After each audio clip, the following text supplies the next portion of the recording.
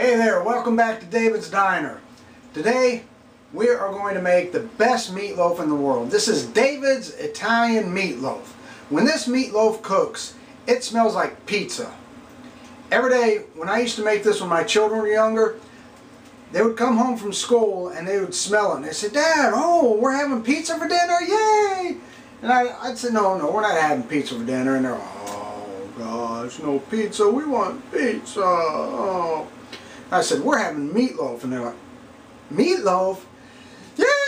We're having Dad's meatloaf! Yay!" And they dance around the house and frolic.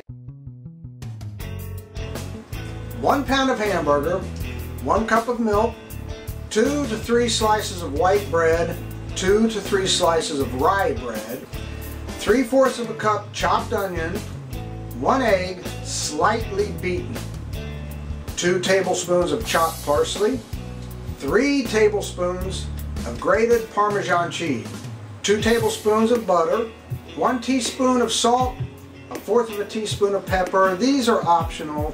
Salt and pepper to taste, and about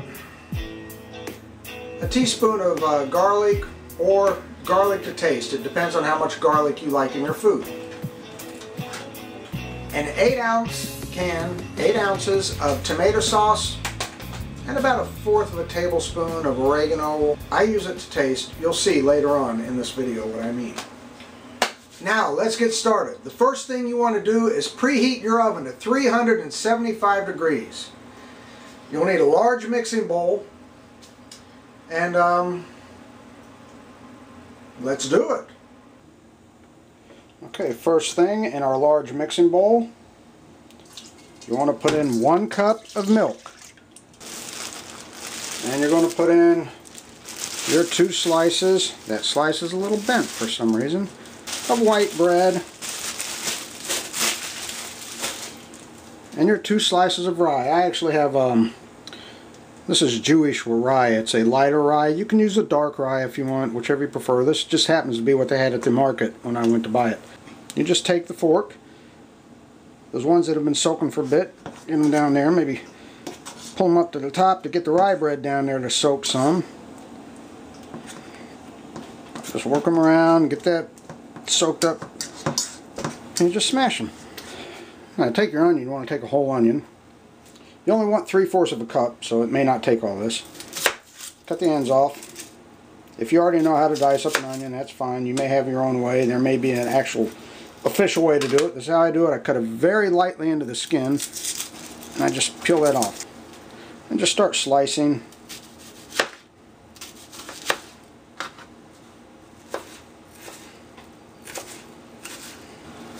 Now we scoot that over a little bit. Get a bowl. We want 1 egg.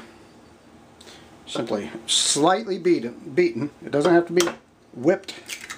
Just put it in there. Slightly beating it. Not very much, just about that much. That's it.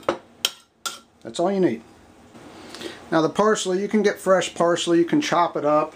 I didn't have time to run back to the market to get any because I didn't have any, so I'm cheating, and I'm using the sprinkle stuff that's in a jar, the dried parsley. Now all you need of the Parmesan is about 3 tablespoons. Let's see, it's in there. Okay, you're also going to have 2 tablespoons of butter. Make sure it's softened, and also your salt and pepper. And your garlic. I used minced garlic in a jar. What I like to do, just to make sure everything's thoroughly added, I put everything in one at a time. Maybe the egg, doesn't matter what order. And then I'll mix that up a little bit. Parmesan cheese, and I'll mix that up a little bit. I'll throw that onion in there, and again I mix it. Salt and pepper, I know I had a measurement on the ingredients. You just add it to taste. And the garlic, I'm putting about a teaspoon in, maybe just a little bit more, and get some of the the water that's in there in the jar. Get that garlic flavor in there. Mix it. And your softened butter.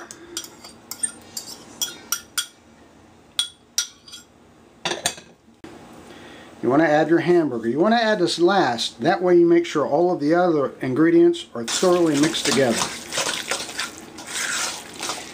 That should be good enough. Whoops. I almost forgot.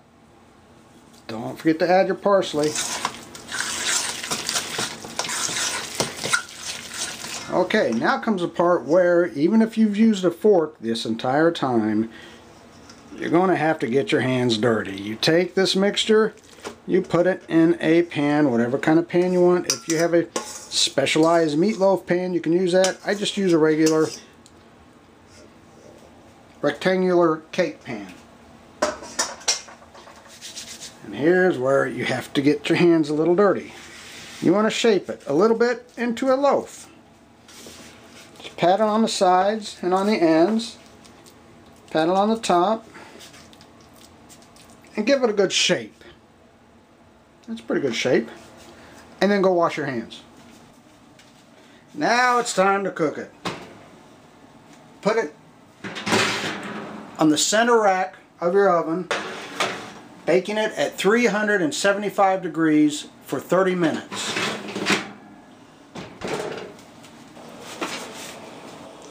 Okay, now let's pull this out. It's only halfway cooked. Now you put the 8 ounces of tomato sauce on there. Get it all over the top, nice and evenly. And you sprinkle it with oregano. This tomato sauce and the oregano is what makes it smell like pizza when it's cooking. Put it back in the oven. Cook it for another 20 to 30 minutes. Well, I think it may be done. Oh man, that smells great. It's ready to eat. Now let's give her a try.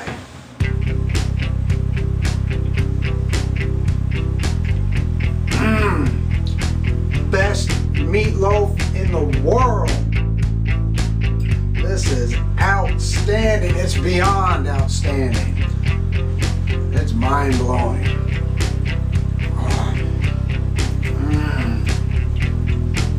I hope you enjoyed as much as I do. Oh my God, this is